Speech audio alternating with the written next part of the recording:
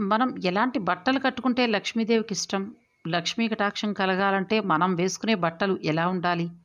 ఎలాంటి బట్టలు కట్టుకోకూడదు? మనం వేసుకునే దుస్తుల్ని బట్టే మనకి అదృష్టం దాగి ఉంటుందిట.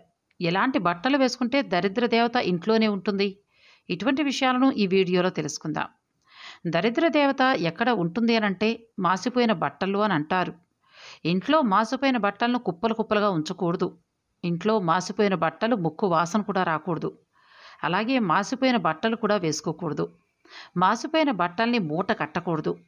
ఒకసారి వేసుకున్న బట్టలు ఉతకకుండా పదే పదే కూడా వేసుకోకూడదు. మాసిపోయిన బట్టల్ని మూటలుగా కట్టి ఇంట్లో అలానే ఉంచితే దరిద్ర దేవతకు హేతు అని అంటారు. అలాంటి ఇంట్లో లక్ష్మీదేవి ఎప్పటికీ ఉండదట. దరిద్ర దేవతే నట్టింట్లో తిష్ట వేసుకుని కూర్చుంటుంది. మరి లక్ష్మీదేవి అనుగ్రహం పొందాలంటే ఇంట్లో ఎలాంటి బట్టలు ఉండాలి? లక్ష్మీదేవికి ఎలా ఉంటే ఇష్టం? ఇప్పుడు తెలుసుకుందాం. బాహ్య శుచి శుభ్రం తప్పకుండా పాటించాలి. అంటే ఉతికి ఆరేసిన బట్టలే వేసుకోవాలి.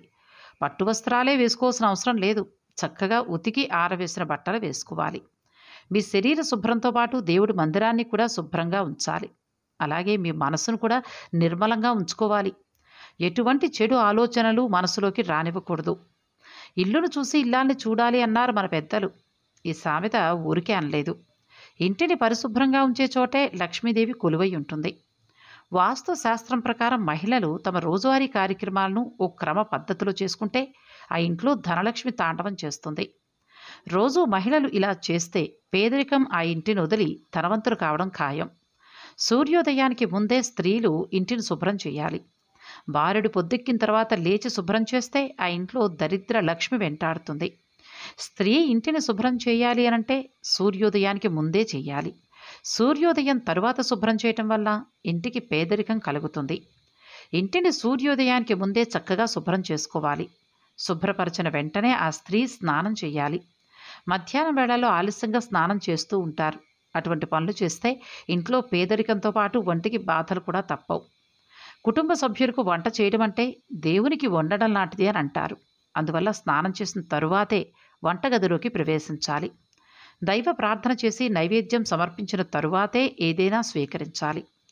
తిన్న తర్వాత దేవుడికి నమస్కారం చేస్తే లక్ష్మీదేవి కలత చెంది ఆ ఇంటి నుంచి వెళ్ళిపోతుంది. ఒక స్త్రీ ఎప్పుడూ కోపంగా లేదా చిరాగ్గా ఉండే ఇంట్లో ఎప్పుడూ సంతోషం ఉండదు. అందువల్ల స్త్రీ ఎటువంటి కారణం లేకుండా కోపం లేదా కలత చెందకుండా ఉండాలి. ఇది ఇంట్లో శాంతి మరియు ప్రశాంతతను తీసుకొస్తుంది. సూర్యాస్తమయం అయ్యాక తల దువ్వకూడదు. ఇలా చేస్తే లక్ష్మీదేవి ఆగ్రహిస్తుంది.